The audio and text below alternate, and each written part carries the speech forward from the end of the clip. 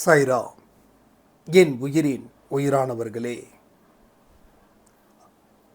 அடுத்த பயிற்சிக்கு நாம் தயாராகிறோம்.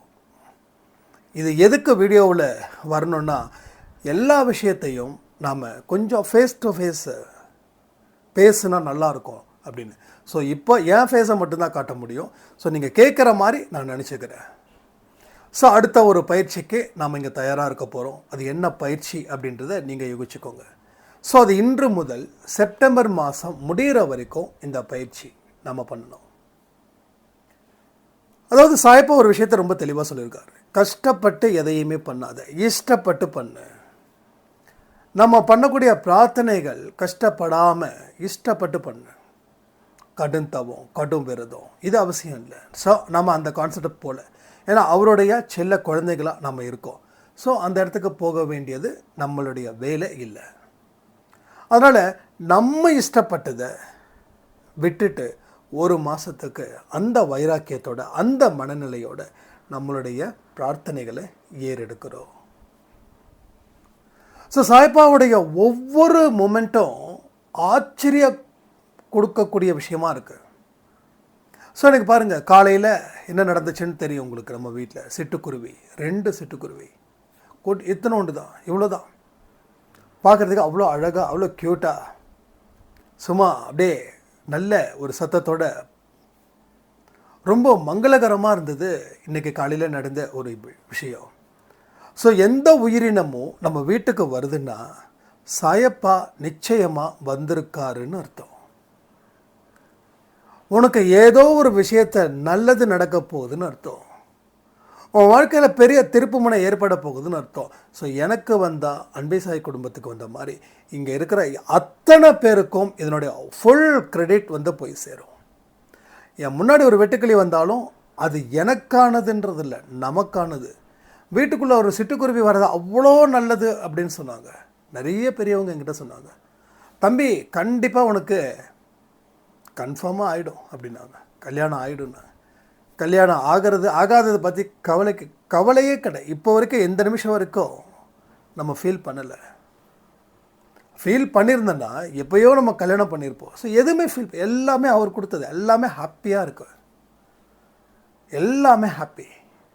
அந்த மனநிலைக்கு நம்மளை தயார் பண்ணிட்டார் சாயப்பா. அதனால் என்னமோ ஒரு விஷயம் நடக்க போகுது, பட் அது நல்லதாக நடக்க போகுது, அவ்வளோதான். அது எது நடந்தாலும் ஓகே, அக்செப்டட், 100% அக்செப்டட். ஸோ இதுதான் வேணும்னு கேட்கக்கூடிய குழந்தைங்க நாம் இல்லை. நீ எதை கொடுத்தாலும் நான் ஏற்றுக்கிறேன்னு நான் கேட்கக்கூடிய, வாங்கக்கூடிய குழந்தைங்களாக தான் அன்பை சாய் குடும்பத்தில் இருக்கோம். ஸோ அதனால் பலருக்கு நிறைய நல்ல விஷயங்கள் நடப்பதற்கு இருக்கக்கூடிய காலம்தான் வருகின்ற காலம். ஸோ நம்ம போன வருஷத்தில் என்ன சொன்னோம், இந்த வருஷம் பெரிய அளவில் சக்ஸஸ் கொடுக்க முடியும்னு. அதை நம்ம இங்கே கொடுத்துருக்கோம். நிறைய விஷயங்கள், நிறைய அற்புதம் நான் தினமும் ஒரு ஆடியோவில் சொல்லிக்கிட்டு தான் இருக்கேன். ஸோ நிறைய மனுஷங்க குடிக்கக்கூடாதுன்னு சொல்லி க்யூவில் நிற்கிறாங்க அன்பை சாய் குடும்பத்தில். ஆனால் இது மாதிரி குடிக்கிறதால இவ்வளோ பிரச்சனைகள் இருக்குது, ஆனால் நான் நல்ல மனுஷன்றது எனக்கு இப்போ தான் தெரியுது. அதனால் இந்த இடத்துல இருந்து வெளியில் வரணும் அப்படின்றதுல தீவிரமாக இருக்கக்கூடியவங்க நினைக்கும் போது ரொம்ப ஆச்சரியமாக இருக்குது. மோஸ்ட்லி பெண்கள் தான் வருவாங்க, என்னோடய கணவர் குடிக்கிறாரு. ஆனால் இன்றைக்கி பெண்களை விட நிறைய ஆண்கள் சொல்கிறாங்க. அப்போ வாழணுன்ற ஒரு ஆசையை ஏற்படுத்தினது யார்? இவ்வளோ நாள் இந்த இது வரல, ஆனால் இப்போது குடிக்கக்கூடாதுன்ற ஒரு விஷயம் வந்திருக்குதுன்னா அதுக்கு காரணம் உங்கள் பிரார்த்தனைகள். யார்? அந்த வீட்டில் பெண்கள் செய்யக்கூடிய ஒரு கான்ஃபிடென்ட்டான ப்ரேயர்ஸ் தான் அவங்களோட மனசை மாற்றத்தை ஏற்படுத்தியிருக்கு. ஸோ இது நல்லா பாயிண்ட் பண்ணுங்கள்.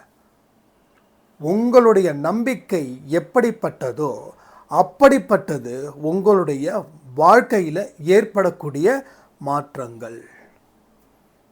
உங்கள் நம்பிக்கை எவ்வளோ ஸ்ட்ராங்காக இருக்கணும், இப்படி இருக்கணும், எந்த அளவுக்கு இருக்கணும். இது எந்த அளவுக்கு நம்ம க்ரிப்பை வச்சுருக்கோமோ அந்த க்ரிப் இருக்கணும். இந்த க்ரிப்பில் இருந்து விலகிட்டால் நம்பிக்கை, கான்ஃபிடென்ட் கம்மியாகுது. சாய்ப்பாட மனசில் எப்படி இருக்கணும், இல்லை இப்படி இருக்கணும், இந்த இடத்துல இப்படி வச்சுருக்கணும். சாய்ப்பா நம்மளை இந்த இடத்துல தான் வச்சுருக்காரு. நாம் சாயப்பா விட்டாலோ இல்லை நம்ம சாயப்பா அவர் நம்மளை விட்டாலோ நமக்கு பிரச்சனை தான். அப்போ அவரும் விடக்கூடாது, நாமளும் விடக்கூடாது. அப்போ அந்த இடத்துல நீங்கள் கான்ஃபிடெண்ட்டாக இருக்கணும். உங்கள் கர்மா தடுக்கும், உங்கள் மாயை தடுக்கும், அறிவு வேறு மாதிரி யோசிக்கும்.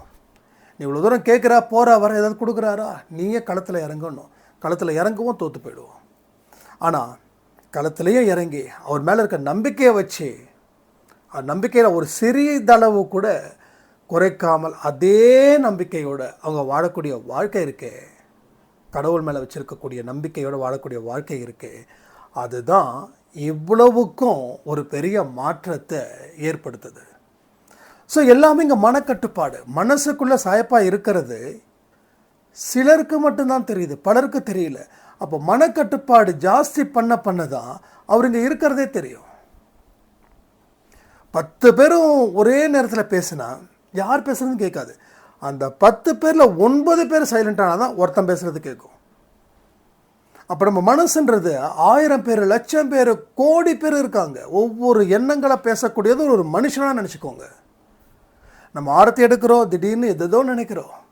அப்போ எவனோ ஒருத்தன் பேசிக்கிட்டே இருக்கான். ஆரத்தி எடுக்கிறவனை பேசாமல் தடுக்கிறா, அவனோட மைண்டை டைவெர்ட் பண்ணுறான். அப்போது நிறைய என்ன ஆகுது, உள்ளுக்குள்ளே வந்து அத்தனை எண்ணங்களும் ஒவ்வொரு மனிதர்களாக இருந்து பேசிக்கிட்டே இருக்காங்க, உங்களுக்கு குறைஞ்சிக்கிட்டே இருக்காங்க. அந்த குறைச்சல் மத்தியில் எப்படி உங்களால் செய்ய முடியும்? அவர் என்ன பேசுகிறத கேட்க முடியும்? ஸோ எதையுமே கேட்க முடியல.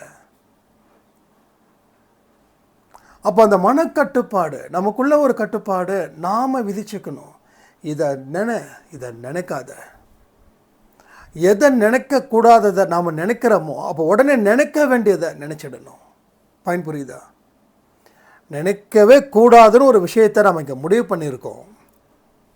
அது நம்ம நினைக்கிறோன்னா அந்த நினைக்கக்கூடாத விஷயத்தை எப்போல்லாம் நினைக்கிறோமோ அப்போ உடனே நாம் என்ன விஷயத்தை நினைக்கணும், நம்ம வாழ்க்கை எப்படி, நம்ம பயணம் எப்படி, அதில் இருந்துதான் நாம் என்ன பண்ணணும், பயணத்தை போகணும். அப்போ அதை நம்ம நினைக்கணும். நமக்கு ஏகப்பட்ட வேலை இருக்குது. எனக்கு அடிக்கடி நான் ஒரு சம்டைம்ஸ் வந்து ஃபீல் ஆகும்போது, ஃபீல்னால் பெருசாக ஒன்றும் கிடையாது, நீங்கள் வந்து நினச்சிடுவேன். நான் ஃபீல்னு சொன்னாவே எனக்கு ரொம்ப கஷ்டமாக இருக்குது. இங்கே இருக்கிற நிறைய பேர் என் மேலே உயிரே வச்சுருக்கிறவங்க உங்களுக்கு ஃபீல் ஆகாதுன்னு சொல்லும்போது எனக்கு வருத்தமாக இருக்குது. ஐயோ, நம்ம ஃபீல் ஆகிறத கூட அவங்களால தாங்கிக்க முடியலன்னு. ஸோ ஃபீல்லாம் அது இந்த ஃபீல் கிடையாது. ஏதாவது ஒரு டயர்ட் ஆகுது, ரொம்ப வேலை விஷயமா இருக்குது, என்னடா அது இப்படி சுற்றிக்கிட்டே இருக்கு. அப்போ திடீர்னு ஒரு 5 நிமிஷம் ரெஸ்ட் எடுத்துகிட்டு மறுபடியும் டயர்ட் ஆச்சுன்னா நமக்கு இன்னும் எத்தனை வேலை இருக்குது, எவ்வளோ. அன்பே சாய் கோயில் கட்டணும், அன்பே சாய் ட்ரஸ்ட்டு ரெடி பண்ணணும், ட்ரஸ்ட்டு ரெடி பண்ணால் தமிழ்நாடு ஃபுல்லாக சுற்றணும், நிறைய விஷயத்தை வந்து நிறைய மனிதர்களோட சேர்ந்து கோஆப்ரேட் பண்ணணும். இது எல்லாம் ஏகப்பட்ட வேலைகள். அடுத்தது இது ஒரு பார்ட், அடுத்து பிஸ்னஸ் ஒரு பார்ட். ஸோ இதை நினைக்கும் போது டக்குன்னு ஒரு கான்ஃபிடென்ட்டு வேண்டாம். உக்காந்துட்டோம் அப்படின்னா உக்காந்துருவோம். நம்ம உட்கார வேண்டிய இடத்துல வந்தது, நேரம் வந்துச்சு, உட்காந்தோம். இப்போ எந்திரிக்க வேண்டிய நேரம் வந்துச்சு, எந்திரிச்சோம். எந்திரிக்க வேண்டிய நேரத்துலையும் உக்காந்துக்கிட்டே இருந்தால் கடைசி வரைக்கும் எந்திரிக்க முடியாமலே போயிடுவோம். வாழ்க்கைன்றது அப்படி தான். ஸோ இந்த சோம்பேறித்தனம், சோகம், இது எல்லாமே மனுஷனுக்கு இன்னமும் ஒரு சுகத்தை மட்டும்தான் கொடுக்குது. இது சொன்னால் என் மேலே திட்டுவீங்க, என்ன என்னோட சோகம் வந்து அது எப்படி சுமையாகும்னு. எப்படி எப்படி வந்து உங்களோட சுமை சுகமாகுதுன்னா, நீங்கள் அதை நினச்சி வேறு எந்த முயற்சியும் பண்ணாமல், அதற்கு உண்டான உழைப்புகளும் எதுவும் இல்லாமல் அதே இடத்துல நிற்கிறீங்க, அங்கேயே நினைக்கிறீங்க, அதை பற்றி இது சுமைன்னு சொல்கிறீங்க, அதுவே ஆகுறீங்க, அப்படியே இது பண்ணுறீங்க. நீ காலையில் கொடுத்த ஆடியோ யாராவது கேட்க முடியாமல் இருந்தால் கேளுங்க. ஏன்னா ரொம்ப ரொம்ப இம்பார்ட்டன்ட் அந்த ஆடியோ வந்து ரொம்ப ரொம்ப ரொம்ப இம்பார்ட்டன்ட். அது மறக்காமல் நிச்சயமாக கேட்கணும், எல்லாரும் கேட்கணும். அப்போ சுமை இருக்குது, சோகம் இருக்குது. அப்போ என்ன இல்லாமல் போச்சுன்னா, முயற்சியும் உழைப்பும் நம்பிக்கையும் இல்லாமல் போயிடுச்சு. அப்போ இது 3மே நம்மக்கிட்ட இருந்திருந்தால் நாம் அடுத்தடுத்துக்கு போயிருப்போம். அப்போ இந்த 3 விஷயங்களும் இல்லை. அப்போ உங்களோட சோகம் உங்களுக்கு ஏன் வந்து சுகமான கீதமாச்சுன்னா, நீங்கள் வந்து ஒரு விஷயத்துக்குள்ளேயே மூழ்கிட்டே இருக்கீங்க. வேறு விஷயத்துக்கு வந்தால் உழைக்கணும், முயற்சி செய்யணும், பல பேரை பார்க்கணும், ஒன்றும் இல்லைங்க, ரொம்ப வந்து டிஸ்டர்ப்டாக இருக்கீங்க. இருங்க. ஒரு 4 பேர்கிட்ட நீங்கள் பேசி தான் ஆகணும் அப்படின்னா என்ன பண்ண முடியும்? அந்த 4 பேர்கிட்ட பேசினா தான் உங்களுக்கு பொழப்பு. அதை நீங்கள் பேசுகிறத விட்டுட்டீங்க அப்படின்னா உங்கள் பொழப்பு போயிடும். அப்போ நீங்கள் என்ன பண்ணுவீங்க? கண்டிப்பாக பேசி தான் ஆகணும் இல்லையா? அப்போ நீங்கள் 4 பேர்கிட்ட பேசும்போது உங்கள் மைண்டில் இருக்கக்கூடிய அந்த ஸ்ட்ரெஸ்ஸஸ் எல்லாமே போயிடும். அப்போ நீங்கள் எதை நோக்கி போகிறீங்க? ஏன் பேசுகிறீங்க? உங்கள் உழைப்பு, உங்கள் ஊதியம், உங்கள் வருமானம். அப்போ இதை நோக்கி நீங்கள் போகிறீங்க. அப்போ நீங்கள் உழைக்கிறீங்க, உங்கள் கர்மாக்கள் குறையுது, உங்கள் நல்ல பலன்கள் அதிகரிக்குது. அப்போ இந்த மாதிரியான விஷயங்களை தான் நம்ம இங்கே வந்து தொடர்ந்து செஞ்சுக்கிட்டே இருக்கோம். அதனால தான் ஒரு இடத்துல கீழே விழுந்துட்டா அந்த இடத்துல நிற்காத. மழையிலேருந்து வரக்கூடிய தண்ணீர், மழை நீர் ஆறில் போனால் புனிதம். அதே வந்து ஒரு சின்னதாக ஒரு குட்டையில் போயிடுச்சுன்னா, மழையிலேருந்து வரும்போது தண்ணி வந்து இவ்வளோ சுத்தமாக இருக்குது. மழை தண்ணி எவ்வளோ சுத்தம் உங்களுக்கு தெரியும்ல. அந்த சுத்தமான தண்ணி எங்கே போய் சேருதோ அதை பொறுத்து. அழகாக வந்து ஸ்தவன மஞ்சளில் சொல்லியிருப்பாங்க. ரொம்ப அற்புதமான வார்த்தை. கோதா பற்றி பேசியிருப்பாங்க. அவ்வளோ எக்ஸலண்ட்டாக இருக்கும். அந்த வார்த்தையை கேட்கும் போதெல்லாம் உடம்பு புல்லரிக்கும். மழையிலேருந்து வரக்கூடிய நீர் சுத்தமான நீர். அது ஆற்றுல கலக்கும்போது அது புனிதமாக போகுது. சாக்கடையில் கலக்கும்போது அது துர்நாற்றம் வீசுது. அது சேரக்கூடிய தன்மையை பொறுத்து, அந்த தண்ணி எந்த இடத்துல போய் சேருதோ அது சேரக்கூடிய தன்மையை பொறுத்து தான் இங்கே எல்லாமே இருக்குது. அப்போ நாம் என்ன புரிஞ்சுக்கணும்? நாம் எந்த இடத்துல விழணும், எங்கே எந்திரிக்கணும், எங்கே சேரணும், எங்கே சேரக்கூடாது, இது எல்லாமே கடவுள் கற்றுக் கொடுத்த லெசன். So biggest lesson. இதை நாம் கற்றுக்காமல் இருக்கிற வரைக்கும் நம்ம வாழ்க்கையில் எதையுமே உருப்படியான விஷயத்தை நம்ம செய்ய முடியாமல் போயிடும். அப்போ தொடர்ந்து நம்ம முயற்சிகள் செய்து கொண்டு இருக்கிறோம். அதற்கு உண்டான ஊதியத்தையும் கடவுளிடமிருந்து பெறுகிறோம். எங்கே? கடவுள்கிட்ட இருந்து, மனுஷங்க கிட்ட இருந்துலாம் இல்லை. அப்போ எந்த இடத்துலையும் நம்ம வாழ்க்கையில் பின்னோக்கி பார்க்குறதோ இல்லை பின்னோக்கிற சோகத்தை மட்டும் கூர்ந்து கவனித்து அதன் மூலமாக எதுவுமே செய்யாத மனிதர்களாக இருக்கிறதோ கூடாது. அப்போ முயற்சிகள் 48 நாள் பண்ணோம், ஓகே அதை முடிச்சிடலாமா, சாப்டர் க்ளோஸ்டா? இல்லை, நீ அடுத்தது என்ன அப்படின்னு யோசிக்கும் போது தான் சட்டுன்னு எனக்கு காலையில் தோணுச்சு, ஓகே அடுத்த பயிற்சி ரெடி. அடுத்த பயிற்சி வந்து பக்காவாக ரெடி ஆகிடுச்சு. இப்போ நீங்கள் எத்தனை பேர் நினச்சிங்கன்னு தெரியல, சொல்கிறேன். ஸோ இது வந்து சச்சரிதமில் போட்டிருக்கிற ஒரு விஷயந்தான். நம்ம லைவில் கூட இதை பற்றி நம்ம பேசியிருந்தோம். ஸோ சச்சரித்திரத்தில் வந்து அந்த இனிப்பு ஒரு சாய்ராம் வந்து சாயப்பா கிட்ட ஒரு பக்தர் வந்து சொல்லுவாங்கல்ல, அந்த சாப்டர் கூட வந்து நம்ம லைவில் வந்து நிறைய பேர் சொல்லியிருந்தாங்க. அந்த சாப்டர் வந்து அது எத்தனாவது சாப்டர்ன்றது கொஞ்சம் இது பண்ணுங்கள், கமெண்டில் கமெண்ட் பண்ணுங்கள்.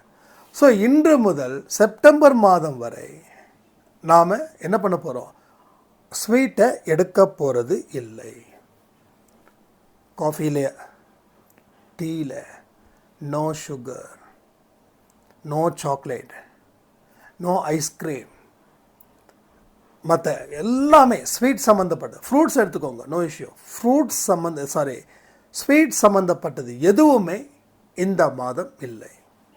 என்கிட்ட சொன்னாங்க அம்மா, டேய் உனக்கு வந்து செப்டம்பர் மாதம் பர்த்டே வருது, அப்போ கேக் என்ன பண்ணுவேன்? இல்லைம்மா நான் முடிவு பண்ணுறேன். அப்போ கேக் என்ன பண்ணுறது அப்படின்னு எல்லாருக்கும் ஒரு பெரிய ஷாக்கிங். ஸோ இதுதான் பெரிய சேலஞ்ச். சரி பர்த்டே வருது, ஓகே அடுத்த மாதம் வச்சுக்கலாமா? இல்லை, அவர் வந்து வைக்க சொல்லிட்டார். நீ இஷ்டப்பட்டதை உன்னை தூக்கி உனக்கு இன்னமும் ஒன்று ஸ்பிரிச்சுவலாக உன்னை பலப்படுத்துவேன். எனக்கு தேவை ஸ்பிரிச்சுவல் பவர். ஆனால் உங்களுக்கு ஸ்பிரிச்சுவல் பவரும் தேவைப்படலாம், இல்லை குடும்பத்தில் வேறு ஏதாவது பிரச்சனைகள் இருக்கிற விஷயமும் உங்களுக்கு தேவைப்படலாம். பட் எனக்கு தேவை ஸ்பிரிச்சுவல் பவர். அந்த பவர் இன்னும் அதிகரிக்கணும். இன்னும் நிறைய விஷயங்கள் எனக்குள்ளே நான் தேடணும். வெளியில் தேடுறதில்லை, எனக்கு உள்ளே நான் தேடணும். வெளியில் தேடி அதை படித்து அதை வந்து சொல்கிறதுக்கு நான் எதை படிக்கிறேனோ அதையும் கூட சொல்லிவிடுவேன். ஸோ எனக்கு அதில் விருப்பம் இல்லை. ஸோ எனக்குள்ளே இருக்கக்கூடிய விஷயத்தை நான் தேடணும். எனக்குன்னு ஒரு நேரத்தை நான் ஒதுக்கணும். எனக்குன்னு ஒரு நேரம், ஒரு அமைதியான ஒரு நேரத்தை ஒதுக்கணும். நான் யார், இதையெல்லாம் எனக்குள்ளே நான் கண்டுபிடிக்கணும். இதுதான் என்னுடைய பவராக நான் நினைக்கிறேன். இந்த பவருக்காக நான் இதை பண்ணுறேன். ஓகே, அதனால் அறவே ஸ்வீட்டை வந்து கட் பண்ணிவிடுங்க. இது பாருங்கள், எல்லாரும் கலந்துக்கணும்லாம் நான் சொல்ல. யார் யாருக்கெல்லாம் வைராக்கியம் இருக்கோ, அப்போ எனக்கு வைராக்கியம் இல்லையா அப்படின்னு கேட்கக்கூடாது. ஏன்னா நம்ம எல்லாருமே கொஞ்சம் விதண்டாவாதத்தில் ரொம்ப ஜாஸ்தி தான். அதுன்னு எனக்கு வைராக்கியம் இல்லைன்னு, வைராக்கியம் இருக்கிற அத்தனை பேர் கலந்துக்கோங்க. ஓகேவா? பட் இதில் ஒரே ஒரு விஷயத்தை மட்டும் சொல்கிறேன். சில பேருக்கு லோ சுகர் இல்லை லோ பிபி வந்துச்சுன்னா அந்த நேரத்தில் சம்டைம்ஸ் என்ன, நம்ம வீட்டுக்கு எதிரில் ஒரு அம்மா இருக்காங்க, அவங்களுக்கு அடிக்கடி இந்த லோ சுகர் வரும். அவங்க எப்போ லோ சுகர் வருதோ அப்போல்லாம் வந்து சாக்லேட்டோ இல்லை நாட்டு சர்க்கரையோ இல்லை சர்க்கரையோ ஏதாவது வந்து சாப்பிட்டு அதை ரெடி பண்ணுவாங்க. ஸோ அவங்களுக்கு வந்து விதிவிலக்கு. ஸோ ப்ராப்ளம் இருக்கிறவங்க நோ இஷ்யூஸ், என்னால் முடியும், எனக்கு எந்த இஷ்யூஸும் இல்லை அப்படின்றவங்க யூ கேன் ஸ்டார்ட். எப்போது? இப்போலேருந்து பண்ணலாம், இல்லை செப்டம்பர் 1லேருந்து பண்ணலாம். ஸோ நான் இன்னையிலேருந்து இந்த நிமிஷத்துலேருந்து பண்ண போகிறேன். நானே நாட்டு சர்க்கரை தான் போடுவேன், அதான் ஒரு மேக்ஸிமம் 3/4 ஸ்பூன் தான் போடுவேன். அது ஸ்டாப் பண்ணிவிடும். அப்போ ஸ்வீட் நான் அதிகமாக சாப்பிடுவேன். இந்த இப்போ கூட ஒரு சாய்ராம் வீட்டுக்கு போய் இந்த லட்டு கொடுத்தாங்க. ஸோ அவங்க இது இருந்தது, முறுக்கு இருந்தது, அந்த லட்டு தான் நம்ம கண்ணுக்கு வந்தது. ஸோ அவாய்ட் பண்ணுறேன். எனக்கு பிடிச்சது ஸ்வீட், ஸோ நான் தியாகம் பண்ணுறேன். ஏன்னா அந்த பவர் நமக்கு இன்னும் அடுத்தடுத்துக்கு போகணும். ஏன்னா இந்த பவர் எந்த அளவுக்கு நமக்கு கிடைக்குதோ அப்போ ஒரு ஜென்மத்திலையும் நமக்கு என்ன ஆகும், அந்த சேர்த்து வச்ச பவர் எல்லாமே நம்ம வாழ்க்கையில் பெரிய அளவில் வழி நடத்தும். ஓகேவா? ஸோ இதுதான் மெயின் திங். அப்போ நீங்களும் எத்தனை பேர் இருக்கிறீங்கன்றது எனக்கு வந்து வாட்ஸ்அப் பண்ணுங்கள், கமெண்ட்டில் கமெண்ட் பண்ணுங்கள். ஸோ இன்று முதல் நான் இதை சொல்கிறேன், இன்னையிலேருந்து இருங்க, இல்லை 1ஆம் தேதியிலேருந்து பண்ணுங்கள். எனக்கு என்றைக்கு வந்து அங்கேருந்து ஆர்டர் வந்ததோ நான் பண்ணுறேன். ஸோ சில பேருக்கு வந்து மேரேஜ் வச்சுருக்கலாம், அவங்களுக்குலாம் ஒரு பிரச்சனையும் இல்லை, நீங்கள் தாராளமாக பண்ணிக்கலாம். ஆனால் இருந்தால் முழுக்க இருக்கணும். இல்லைன்னா நான் 4 நாள் சாப்பிட்டேன் தம்பி, 2 நாள் சாப்பிட்ட தம்பி அல்ல இருக்கக்கூடாது.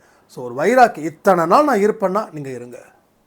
இல்லைடா இன்னொரு பயிற்சியில் உங்களுக்கு வரும், அப்போ நம்ம சொல்கிறோம், அப்போ நம்ம கலந்துக்கலாம்.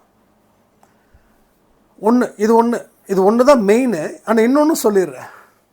ஸோ வழக்கம் போல் ஹோட்டல் ஃபுட்ஸை வந்து அவாய்ட் பண்ணணும். ஓகேவா? வழக்கம் போல் இது என்னென்னா, போன 48 நாள் என்ன பண்ணுமோ அது அப்படியே வந்து ஸ்டில் கண்டினியூ, அதில் எந்த சேஞ்சஸும் கிடையாது.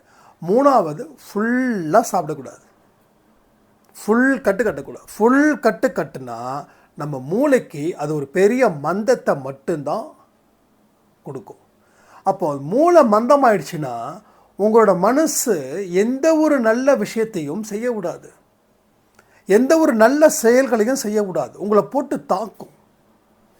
நல்ல ஒரு விருந்துக்கு போகிறீங்க, சாப்பிட்டுட்டு குறைஞ்சி 2-3 மணி நேரமாக ஆகும் நீங்கள் நார்மலாக என்னென்னு கேட்குறதுக்கே. அப்போது ஒரு விருந்து சாப்பிட்றீங்கன்னா கிட்டத்தட்ட 2 வேளை 3 வேளைக்கு போட்டது சேர்த்து சாப்பிட்டு, நான் எல்லாரும் சொல்லலை, சில பேர் இருப்பாங்க ரொம்ப ஃபுட்டியாக இருப்பாங்க, அவங்களுக்கு சொல்கிறேன். அவங்களுக்கு இந்த மாதிரியான விஷயங்கள் வந்து 2 நாள் 3 நாள் சேர்த்து சாப்பிட்ற மாதிரி சாப்பாடு சாப்பிட்டாங்க, அப்படியே 3 வேளைக்கு உண்டானதை சேர்த்து சாப்பிடுவாங்க. சில பேர் பசியோடு இருப்பாங்க. எனக்கு தெரிஞ்ச ஒருத்தவங்க சொன்னாங்க, ஒரு ஃபங்க்ஷன் இருக்குது அதனால் போகலை, அதனால் சாப்பிடல. எப்போது? நைட்டு போகிற ஃபங்க்ஷனுக்கு ஆஃப்டர்நூன் சாப்பிடல. இது ரொம்ப தப்பான விஷயம். எங்கேயாவது ஃபங்க்ஷனுக்கு போனால் தான் நீங்கள் கொஞ்சம் சாப்பிடணும். நம்ம வீட்டு சாப்பாடு கொஞ்சம் சாப்பிடணும். ஏன்னா ஃபங்க்ஷனுக்கு போகும்போது அவங்க ஆரோக்கியத்தை பற்றி யாரும் பார்க்க மாட்டாங்க, ஒன்லி என்னது அந்த டேஸ்ட்டு தான் பார்ப்பாங்க. அப்போ அந்த டேஸ்ட் அப்படின்னாவே என்ன மெயினாக கலப்பாங்க? அஜினமோட்டோ. இது இல்லாத சமையலே கிடையாது. பட் இதை தாண்டியும் சில விஷயங்கள் வந்து இருக்கும். ஒரு பிரியாணி செய்யணும் அப்படின்னா கூட அந்த பிரியாணிக்கு என்னென்ன கலர் போட்டால் அது வந்து இன்னும் அக்யூரேட்டாக இருக்கும் அப்படின்னு. ஸோ வந்து கொஞ்சம் போடுற எண்ணெயில் இன்னும் ஜாஸ்தி எண்ணெய் போடுவாங்க. அப்போ ஒரு விருந்துக்கு போகும்போது நான் வந்து வயிறை எம்டி பண்ணி தான் நான் போவேன். அந்த விஷயத்தை தயவு செய்து விட்டுருங்க. ஏன்னா நம்ம ஏற்கனவே நிறைய சாப்பிட்டாச்சு, நம்ம ஏற்கனவே நம்மளோட மூளையெல்லாம் மந்தத்தை ஏற்படுத்தியாச்சு. ஓகே, ஸோ எல்லாமே நம்ம பண்ணியாச்சு. இதுக்கப்புறமாவது இங்கே வந்து கொஞ்சம் ஃப்ரீ பண்ணிவிடுவோம். இங்கே ஃப்ரீ பண்ணால் தான் இங்கே மைண்டு ஃப்ரெஷ்ஷாக இருக்கும். இங்கே வந்து ஃபுல்லாக ஏற்றிக்கிட்டால் இங்கே வந்து எல்லாமே அப்படியே ஜாம் ஆகிடும். அப்போ என்ன ஆகும்? எந்த வேலையும் செய்ய முடியாது. அப்போ திரும்ப திரும்ப திரும்ப நம்ம பழைய கதையை மட்டும்தான் பேசுவோம், அதன்படி தான் நடப்போம். அப்படி நடந்துருச்சு, இப்படி நடந்துருச்சுன்னு இதை ஒரே ஒரு விஷயம் மட்டும்தான் வாழ்க்கையில் கடைசி வரைக்கும் நாம் யோசிப்போம். இதை தாண்டி நம்ம வேறு எதையுமே சிந்திக்கவே மாட்டோம். ஸோ இது 3 விஷயம். ஒன்று, நோ ஸ்வீட்ஸ். அடுத்தது, ஹோட்டல் ஃபுட்ஸ் வந்து மேக்ஸிமம் அவாய்ட் பண்ணணும். 3வது, வயிறு முட்டை சாப்பிடக்கூடாது. இதுதான் செப்டம்பர் மந்தோடைய பயிற்சி. இதில் எத்தனை பேர் வந்து கலந்துக்கிறீங்கன்றது ஆடியோ முடிஞ்ச உடனே, அந்த வீடியோ முடிஞ்ச உடனே கமெண்ட் பண்ணுங்கள். இதனால் என்ன நடக்கும்? இது எல்லாருக்கும் ஒரு கேள்வி. சரி, ஓகே, டன், நான் இருக்கேன். இதனால் என்ன நடக்கும்? இதனால் கடவுள் எனக்கு என்ன வழிவிடுவார்? அதாவது இந்த மாதிரியான விஷயங்கள் பண்ணுறதால கடவுள் அள்ளிலாம் கொடுக்க மாட்டார். உங்கள் மன வலிமையை வலிமைப்படுத்துவார், உங்கள் மனசை வலிமைப்படுத்துவார், உங்கள் மனசை வந்து பக்குவப்படுத்துவார். பக்குவப்படுத்துகிற மனசில் தான் அவர் சொல்லக்கூடிய அத்தனை செய்திகளும் சரியான இடத்துக்கு வந்து அது அங்கே இருந்து அதனுடைய வேலையை தொடங்கும். பக்குவம்னா என்ன பக்குவம்? எல்லாருக்குமே பக்குவம் ஆகிட்டா பிரச்சனை தீர்ந்துருமா? பக்குவம் இல்லாமல் இருக்கிறதால தான் இவ்வளோ பிரச்சனைகள். உங்களுக்கு மனசு பக்குவம் இருந்துச்சுன்னா, யாராவது ஒருத்தவங்க உங்ககிட்ட அன்பாக பேசுனாங்கன்னா, இவன் எதுக்கு பேசுகிறான், இவனுக்கு என்ன பிரச்சனைன்னு நம்ம தோணும். பக்குவம் இல்லாத மனசில் தான் நம்ம அப்பாவி மாதிரி போயிடும். எல்லாமே நம்மளை வந்து தலையில் மொட்டை அடிச்சிடுறாங்க. அதுக்காக அன்பு வைக்க வேண்டாம்னு சொல்லலை, அன்பு வைங்க. அந்த அன்பு வந்து அறிவுபூர்வமாக இருக்கணும், அதே மாதிரி இரக்கப்பூர்வமாக. இதுதான் சேலஞ்ச் லைஃப்பில். லைஃப்பில் என்ன சேலஞ்சுன்னா இதுதான் சேலஞ்ச். உனக்கு கொடுக்கப்பட்ட ரோடு வழுக்க ரோடு தான். அது கண்டிப்பாக டெஃபினட்டாக வழுவடும் தான் இருக்குது. ஆனால் நீ அங்கே தான் நடக்கணும். இதுதான் task. This is a task. ஒவ்வொன்றும் டாஸ்க்கு தான். நீ அங்கே தான் நடக்கணும். நீ அங்கே அது மெதுவாக நடந்து தான் நீ உன்னோட இடத்த நீ கடக்கணும். அதுக்கு முன்னாடிலாம் நீ கடக்க முடியாது. So this is a task. அப்போ வாழ்க்கையில் நீ வெறுத்தாலும் கடவுள் உன்னோட விட்டுட்டு போயிடுவார். அதாவது மனிதர்களை வெறுத்தாலும் உன்னை விட்டுட்டு போயிடுவார். அதிகமாக அன்பு செலுத்தாலும் நீ போய் மாட்டிப்ப. புரியுதா உங்களுக்கு? அப்போ என்னென்னா, வெறுக்கவும் வெறுக்காத, அன்பு வை. ஆனால் அந்த அன்பு கிடைக்கலன்னு நீ பைத்தியம் ஆயிடாத. இது மெயினான விஷயம். இந்த லெவலில் தான் இருக்கணும். அதாவது இப்படி இருக்கணும். ஒட்டுற மாதிரி ஓட்டணும், ஒட்டாத மாதிரி இருக்கணும். இப்படி ஆகிட்டாலும் பிரச்சனை, இப்படி இருந்தாலும் பிரச்சனை. இந்த ஸ்டேஜில் வச்சுக்கணும். ஓகே, இது அளவோடு போயிட்டு ஓகே போகிறாங்களா, சரி, ஓகே, தட்ஸ் ஆல். இதை நீங்கள் வாழ்க்கையில் ஃபாலோ பண்ணுங்கள். இது ரொம்ப ரொம்ப ரொம்ப இம்பார்ட்டன்ட். எதையுமே அளவு கடந்து எதிர்பார்க்காதீங்க. எதிர்பார்ப்பு என்னமோ ரொம்ப பெருசு, ஆனால் எதிர்மறை எண்ணங்களும் அதை விட பெருசாக இருக்க. எதிர்பார்ப்பு எந்த அளவுக்கு பெருசாக இருக்குதோ அந்தளவுக்கு எதிர்மறை எண்ணங்களும் பெருசாக இருக்குது. ஸோ நீங்கள் யார், எதுக்கு, என்னென்ன ஒன்றுமே புரியல உங்களுக்கே. நிறைய பேருக்கு வாழ்க்கையில் ஏன் வந்தோம், ஏன் பிறந்தோம், நம்ம எதை நோக்கி போகிறோம் அதுவே தெரியல. கடைசியில் ஃபைனல் பண்ணுறாங்க, இவங்களுக்காக தான் வந்தேன், இப்போ இவங்க இல்லை, வாழ்க்கையை முடிச்சிடலாமன்றாங்க. கடவுள் இந்த நிமிஷம் வரைக்கும் உங்களை உயிரோடு வச்சுருக்கிறதுக்கு காரணம் உங்களுக்கு இன்னமும் ஒரு வாழ்க்கை இருக்குதுன்னு மட்டும்தான். இப்போ எனக்கு எத்தனையோ ஃபெயிலியர் வந்தாலும் நான் ஏன் உயிரோடு இருக்கேன்னா, என்னமோ ஒரு விஷயம் இருக்குது. எப்பயோ 6 வருஷத்துக்கு முன்னாடி என் உயிர் போயிருக்கணும், 6-7 வருஷத்துக்கு முன்னாடி என் உயிர் போயிருக்கணும். என் உயிரை நான் வந்து முடிச்சிருக்கணும். அப்போது அந்த மாதிரி ஒரு ஆப்ஷன் நிறைய பேருக்கு கிடைக்குது. நிறைய பேர் மேலே போகிறாங்க, நிறைய பேருக்கு கிடைக்கல. அப்போ உனக்கு வந்து கடவுள் உனக்கு ஒரு வாய்ப்பு கொடுக்குறாரு. அந்த வாய்ப்பு எனக்கு இப்போ கொடுத்தாரா இல்லையா, இப்போ கொடுத்துட்ருக்காரா இல்லையா, ஸோ இன்னமும் கொடுப்பாரா இல்லையா? இப்போ நீங்களும் மனசு உடைஞ்சி இவ்வளோ வலி, இவ்வளோ வேதனையோடு நீங்கள் இருக்கீங்க அப்படின்னா உங்களுக்கு ஒரு வாழ்க்கை நிச்சயமாக இருக்குது. உங்கள் வாழ்க்கையில் நிச்சயமாக இருக்குது. அது ஒரு நபராக இருக்கலாம், இல்லை உங்கள் வேலையாக இருக்கலாம், எனிதிங், எதுவாக கூட இருக்கலாம். ஆனால் எதை வந்தாலும் ஏற்றுக்கோ. எனக்கு ஆன்மீகத்திலையும் சரி, உங்கள் வாழ்க்கையில் ஜெயிக்கணுன்னாலும் சரி, ஒரே விஷயந்தான். ஒருத்தன் எச்சு துப்புறானா மூஞ்சில், வாங்கிக்கிட்டு மூஞ்ச ஒரு பக்கம் பைப்பில் கழுவிட்டு போயிட்டே இரு. அதை விட்டுட்டு அவங்ககிட்ட நீ மறுபடியும் எச்சு துப்புனா அவன் இன்னும் எச்சு துப்புவான். அப்போ ஏதோ துப்பிட்டான், காக்கா வந்து நம்ம மேலே அசிங்கம் பண்ண மாதிரி நம்ம மாதிரி என்ன பண்ணுறோம், தொடச்சிட்டு போகிறோம். உடனே காக்கா கிட்ட போயிட்டு நம்ம நேராக நீ வந்து எனக்கு இப்படி பண்ணிட்ட, நானும் உனக்கு அசிங்கம் பண்ண மாதிரி காக்கா மேலே எச்சிட்டு போவோமா? அது காக்கா, அது உட்காந்துருக்குது, நம்ம கீழே நின்றுட்டுருக்கோம், பண்ணிச்சு, அவ்வளோதான். அதே போல் தான் மனுஷன், ஏதோ வந்தான், ஏதோ அவனுக்கு ஏதோ கோவம், என் மேலே கோவம் வந்தான், துப்புனான், சரி ஓகே. அவன் துப்புனதால் அவனுக்குன்னு நான் ஏதோ ஒன்று ரெண்டு பாவம் தெரிஞ்சோ தெரியாமலோ பண்ணியிருப்பேன், அது வந்து போயிடுச்சு, இப்போ நான் ஃப்ரீ ஆகிட்டேன், அவ்வளோதான். அப்போ எது வந்தாலும் ஏற்றுக்கோ. நீ ஏற்றுக்கிட்டு, நம்ம ஏற்றுக்கிட்டனாவே நம்ம ஜெயிக்கிறோன்னு அர்த்தம், நம்ம ஒரு ஹிமாலய வெற்றிக்கு சொந்தக்காரன்னு அர்த்தம். இதுதான் வந்து இந்த ஒரு விஷயத்தை தான் யாரும் நம்ம இன்றைக்கு வரைக்கும் நம்ம புரிஞ்சிக்கவே முடியல. அது எப்படி ஏற்றுக்க முடியும்? அப்படி நான் ஏற்றுக்கிட்டா நான் பண்ணதெல்லாம் நான் தப்பாகிட்டு, நான் பண்ணதெல்லாம் இவங்க தப்பாக நினச்சிக்க மாட்டாங்களா? நினச்சிட்டு போகிறாங்க. அதாவது யாருக்கிட்டையும் ப்ரூஃப் பண்ணணுன்ற ஒரு திங்கிங்கே ஒரு மோசமான திங்கிங் வாழ்க்கையில். அதுக்கு உண்டான நேரத்தையும் காலத்தையும் வீணாக்கிறது தான் ஒரு மனுஷனும் முட்டாள்தனத்தை பண்ணிகிட்டு இருக்கான். நான் நல்லவன், வேண்டாம், யார் கேட்டா? உனக்கு நீ நல்லவனா? எஸ் இரு. அடுத்தவனுக்கு நீ நல்லவனாக இருக்குது ப்ரூஃப் பண்ணாத. அவனை கெட்டவன் சொன்னானா அது கெட்டவனாகவே இருந்துட்டுப்பா அவன் கண்ணுக்கு. ஆனால் உன் கண்ணுக்கு நீ நல்லவனாக இருக்கியா? இரு. இல்லை அவன் சொன்னதெல்லாம் உனக்கு தப்பாக இருக்குதா? திருத்திக்கோ. எல்லாமே ஏற்றுக்கோ. எல்லாமே நான் ஏற்றுக்கிட்டேன், எனக்கு பிரச்சனை இல்லை. ஸோ லைஃப்பை வந்து ஈஸியாக எடுத்துக்கணும், ரொம்ப ஸ்போர்ட்டிவாக எடுத்துக்கணும். வாழ்க்கையில் தோற்று போயிட்டால் மட்டும்தான் நாம் வந்து வாழ்க்கையே வீணுன்னு நினைக்கிறோம். அப்படி கிடையாது. வாழ்க்கையில் வந்து ஜெயிக்கிற விஷயம் மட்டும் ஒரு வாழ்க்கைக்கு பொருந்தாது. தோக்கிறதும் வாழ்க்கைக்கு வெற்றியை மட்டும்தான் தேடித்தரும். இதை வந்து நீங்கள் எந்த அளவுக்கு முடிவு பண்ணுறீங்களோ அந்த அளவுக்கு உங்கள் வாழ்க்கையில் இனி வரக்கூடிய நாட்கள் உங்களுக்கு செமையாக சிறப்பாக சூப்பராக இருக்கும். ஸோ யாருக்காகவும் கவலைப்படாது. உங்கள் வாழ்க்கை நீங்கள் தான் ராஜா, நீங்கள் தான் ராணி. ஏன்னா நீங்கள் எல்லாமே கடவுளோட குழந்தைங்க. இதை தாண்டினவர் என்ன இருக்கு? கடவுளே சொல்லிட்டார், நீ ஏன் குழந்தைப்பான்ட்டார். இது ஒன்றே போதும், வாழ்க்கையில் நாம் வெல்லலாம். ஒரு மிகப்பெரிய ஒரு உற்சாகமான மனநிலையில் நம்ம வாழலாம்.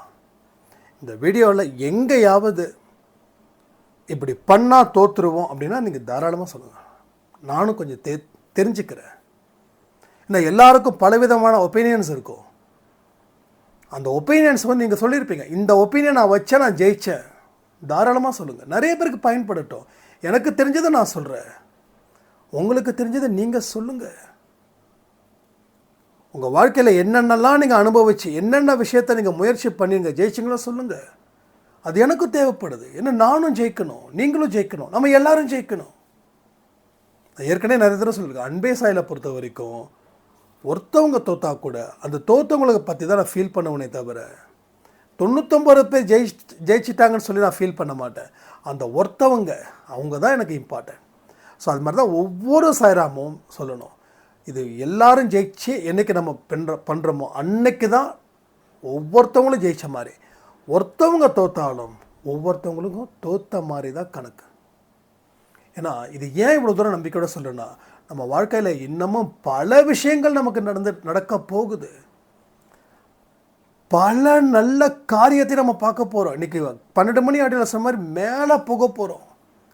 கீழே வந்து நம்ம உதவி கேட்டால் ஒருத்தவங்க வரமாட்டாங்க. ஆனால் கீழே இருக்கிறவனுக்கு கடவுள் இன்னொரு பாடத்தை கொடுத்துருக்காருன்னு நான் சொல்லியிருக்கேன் இல்லையா? இன்றைக்கி 12 மணி ஆடியோ திரும்ப சொல்கிறேன். அந்த ஆடியோ ரொம்ப ரொம்ப இம்பார்ட்டன்ட். அது நீங்கள் பார்த்தீங்கன்னா உங்கள் கர்மா உங்களுக்கு ஓகே பண்ணுதுன்னு அர்த்தம். இது எந்த டைட்டில் மாதிரி இருக்கா? இருந்தாலும் இருக்கட்டும், பரவாயில்ல. அது பார்க்குறதுக்கு உங்களுக்கு வரலைன்னா கர்மா உங்களுக்கு ரெடி பண்ணணும். ஏன்னா அந்த ஆடியோவில் நானே நிறைய விஷயத்தை கற்றுக்கிட்டேன் பேச.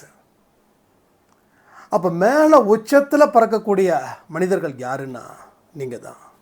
ஸோ வாழுங்க, சிறப்பாக இருக்கலாம், சந்தோஷமாக இருக்கலாம். ஒரு மிகப்பெரிய ஒரு உற்சாகம் உங்கள் வாழ்க்கையில் கிடைக்க போகுதுன்னு சொல்லி இந்த பதிவை நான் முடிக்கிறேன். ஜெய் சாய்ராம்.